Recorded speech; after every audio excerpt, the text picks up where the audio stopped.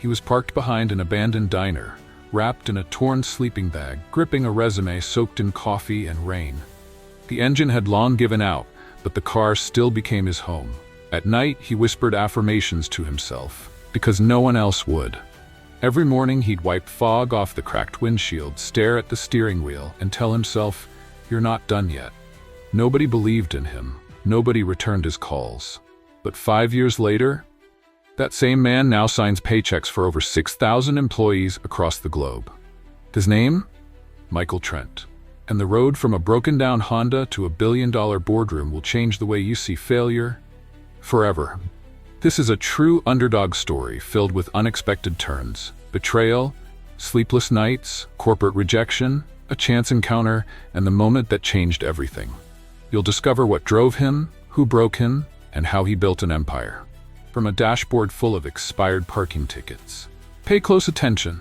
There's a brief quiz at the end asking, how many times was Michael Trent's name mentioned in the story? It's just for fun. Get it right within 7 days for a chance at our shoutout post. Watching late? Answer anyway. We might still surprise you. Drop a comment, hit like, subscribe now, and turn on the bell for more real-life stories that feel like movies. Let's dive into the true rise of a man the world gave up on, Michael Trent. Michael Trent sat motionless in the front seat of a 2003 Honda Civic that hadn't started in 2 months. The Los Angeles air was thick with summer heat, but the inside of the car felt colder than failure. Parked in the shadow of a shuttered diner off a freeway exit, he watched suits speed past, gripping coffee and careers. Michael hadn't had a real breakfast in days. Just gas station peanuts and instant oatmeal mixed with lukewarm tap water. He used public bathrooms to clean up. Libraries became his office. Job applications filled his days, but rejection filled his inbox. Michael Trent once had it all: a 6-figure product manager role, a condo in Pasadena, and dreams of launching his own startup. But a failed investment, a toxic partnership, and a misstep with his bank left him with nothing. His girlfriend left. His friends disappeared. The day he sold his last suit on Craigslist, he walked barefoot 4 miles to a job fair and got turned away for not meeting the dress code. He cried that night, but only once. The next morning, he bought a whiteboard marker from a dollar store.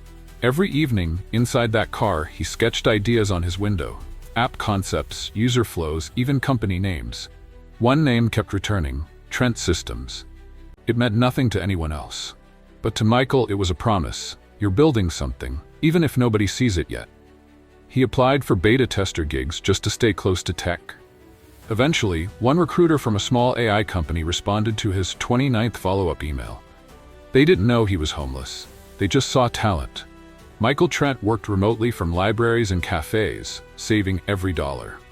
Within months, he pitched the company a product redesign they hadn't asked for.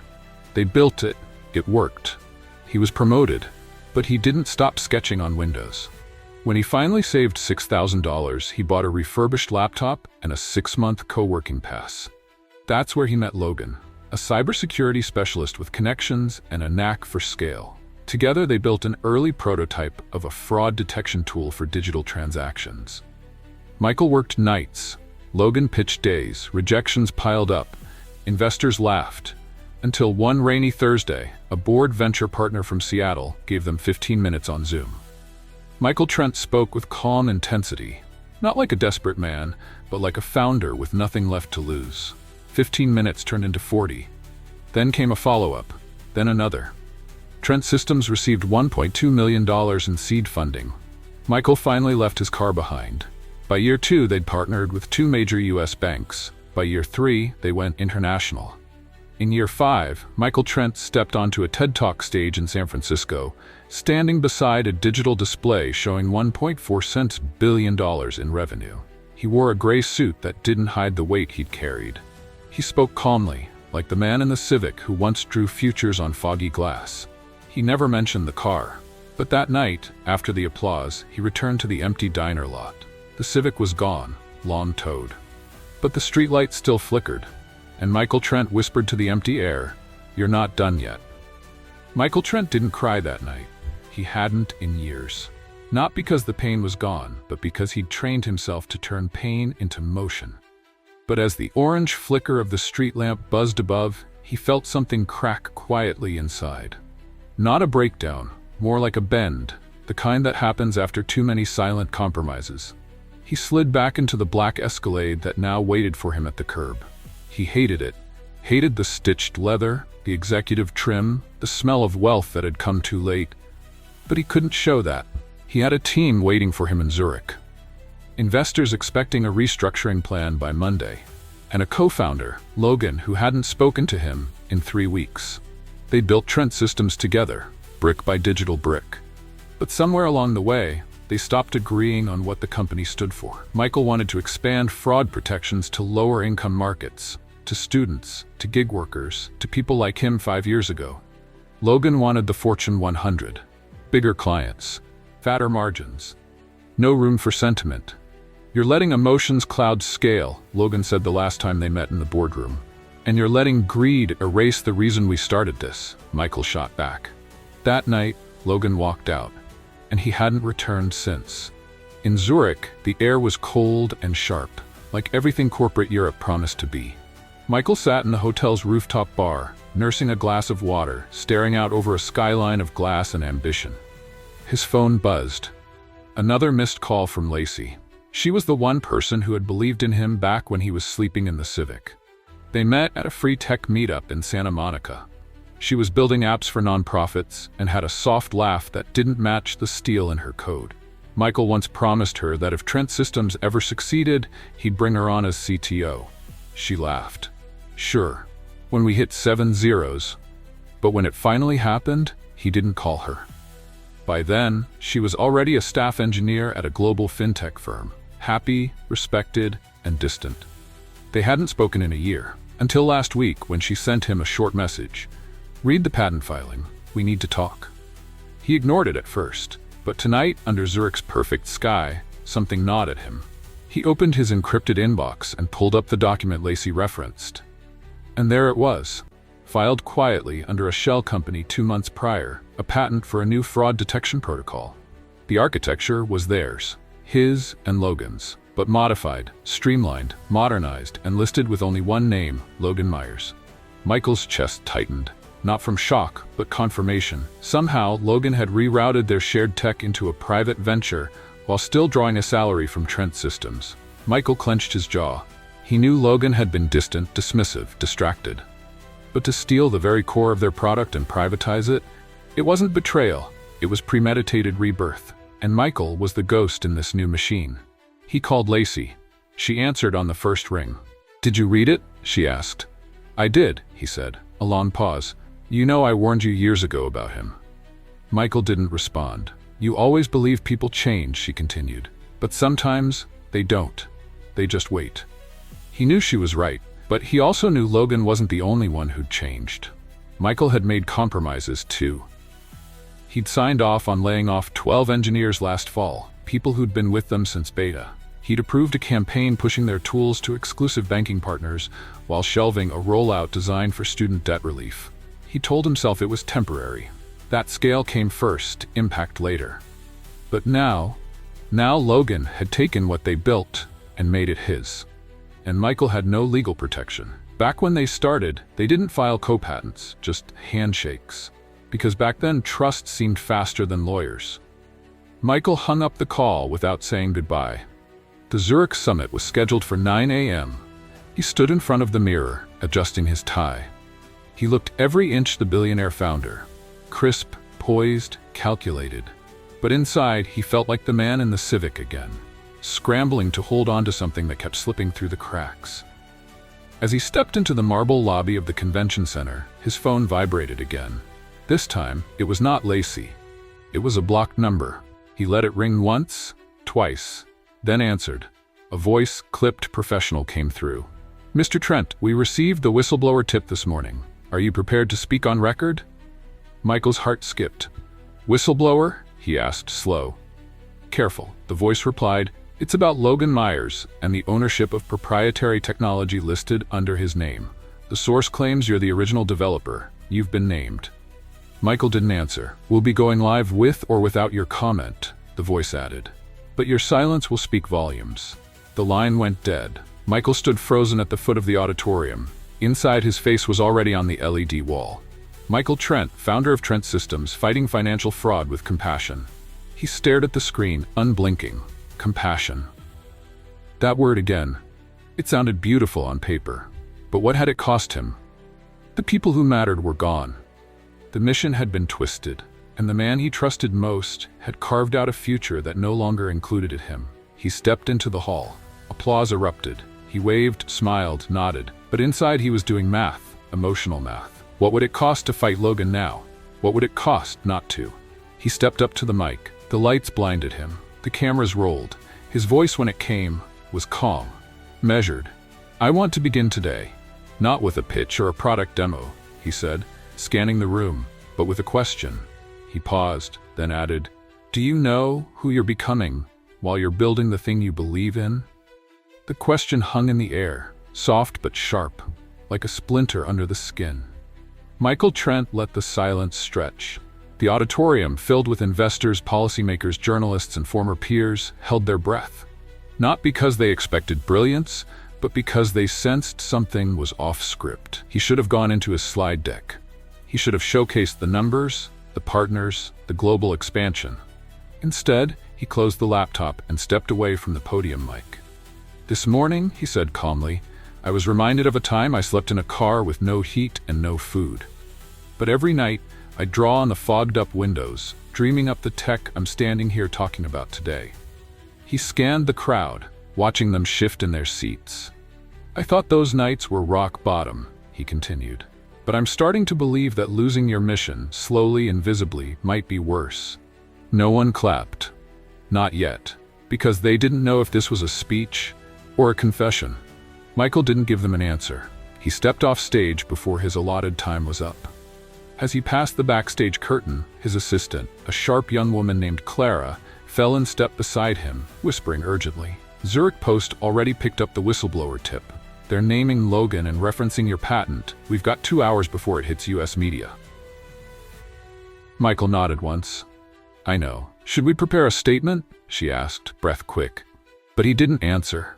Not because he didn't know what to say, but because he didn't know who he was speaking as anymore. Was he still the CEO? The co-founder? The ghost in someone else's invention? That night, back at the hotel, Michael skipped the debrief. Skipped the dinner, turned off every device, and sat by the window with a yellow legal pad, something he hadn't used since the civic days. He wrote 2 columns, "What I said I'd never do, what I did anyway." By midnight, both sides were full. He stared at the list until his eyes blurred, then tore it in half. Because guilt couldn't fix anything now, and neither could clarity. At 2:11 a.m., his phone buzzed. It was Logan. He didn't text, he didn't email, he called, directly. Michael let it ring, then answered. "Did you leak it?" Logan asked, no greeting, no small talk. "I didn't," Michael said flatly. "But someone did. You filed a patent without my name on tech we both built. You think that wouldn't come out?" Silence. Then Logan's voice, cold as glass. "I built the version that works. You just imagined it." Michael's throat tightened. And there it was, the fracture that had never healed. Logan never saw Michael as an equal, only as the man with the idea, not the one who could bring it to life. "You stole it," Michael said. "No," Logan replied. "I rescued it. You were too busy saving the world. I was saving the company." Michael let the words hit. Let the weight of them settle. "You used to believe in people," he said. "I still do," Logan replied, "just not in fairy tales." The line went dead, and Michael was left staring at his reflection in the dark hotel window. He barely recognized himself. The next morning, news broke. Logan's name trended first, then Michael's. The whistleblower's full message was leaked. It detailed the back-end code, the original product logs, screenshots of early Slack conversations, time-stamped proof that Michael had laid the foundation. But no lawsuit had been filed, no injunction had been issued, because Logan had moved fast. By noon, he had announced his resignation from Trent Systems. And by 3 p.m., he had launched Myers Protocol Inc., a new private firm focused on precision fraud defense for high-volume digital finance. His first client? A major crypto exchange, one that Trent Systems had courted for over a year. Michael sat alone in the Zurich hotel conference room, staring at the news feeds. Clara entered quietly. "Board wants an emergency meeting. Tonight, they want clarity." Michael looked up. Clarity? They want to know if you're still in control, she said, eyes flicking to the screen. Or if Logan took more than just code. Michael stood, straightened his collar. I'll give them clarity. But inside his stomach churned, because he wasn't in control. Not anymore. The board call began at 8 p.m. sharp. Faces filled the screen, some angry, some cautious, some unreadable. Michael kept his voice even. I'm not going to sugarcoat this, he began. What Logan did was unethical, but what I failed to do was worse. I let the company drift from its values while pretending we were still aligned. A pause. I can fix this, but not with denials, and not with spin. Silence. Then one board member, an older woman named Parker, leaned in. You sound like a man who's resigning. Michael blinked. No, I'm a man who's reclaiming what he started. Another voice chimed in, terse, impatient. Then we need a counter-narrative within 48 hours. Investors are pulling inquiries, and half of our media partnerships are asking where the company stands. Parker added, and what about Lacey? Michael stiffened. What about her? He asked. She contacted us, Parker said. She's offered to join Trent Systems as CTO. Michael's throat went dry. She said, quote, it's time to reset the vision. I'm willing to help if Michael's willing to be honest. The call ended an hour later. Michael sat frozen. Lacey, the one person who'd stayed outside the mess, now willing to step into it. But on her terms. He stared at the wall for a long time, then called her. She answered, voice even, calm, just like always. You really want to come back into this? He asked. I don't want to come back, she said. I want to fix what should have worked in the first place. He hesitated. I've made mistakes, he admitted. I know, she said, and I'm not sure the board will back me much longer. Then be the version of you that got them to back you in the first place, she said softly. And then, before he could speak, she added, but if I come back, Logan's not the only one who will be accountable. Michael nodded slowly. She wasn't just coming to help. She was coming to take the wheel, if needed. And strangely, that brought him comfort. Not because he wanted to let go, but because maybe someone else finally wanted to carry it the right way. He ended the call and turned to the glass doors. The city lights of Zurich blinked below like a motherboard. Brilliant, chaotic, alive. He stepped out onto the balcony, the cold air cutting through his shirt. He closed his eyes. Then his phone buzzed one more time. A private message. From Logan. 2 words. You'll see. Sometimes the hardest battles aren't fought in boardrooms or on balance sheets. They're the ones where no one claps, no headlines, just silence and choices. Michael Trent wasn't broken by poverty. He was broken by progress that forgot its purpose. He didn't lose to Logan. He lost to the silence between them, the gap they never bridged, the vision they never agreed on. And maybe that's where so many great things fall apart. Not in explosions, but in quiet rooms where no one is willing to compromise. If this story moved you, comment below what moment hit you the hardest and answer the quiz at the end. Get it right within 7 days for a chance at our shoutout post. Watching late? Answer anyway. We might still surprise you. And if you love this kind of emotional story, the next one is already waiting for you. Click the video that will show on your screen soon. We'll meet you there. Don't forget to like, comment, subscribe, and turn on the bell so you never miss what happens next. Quiz. How many times was Michael Trent's name mentioned in the story?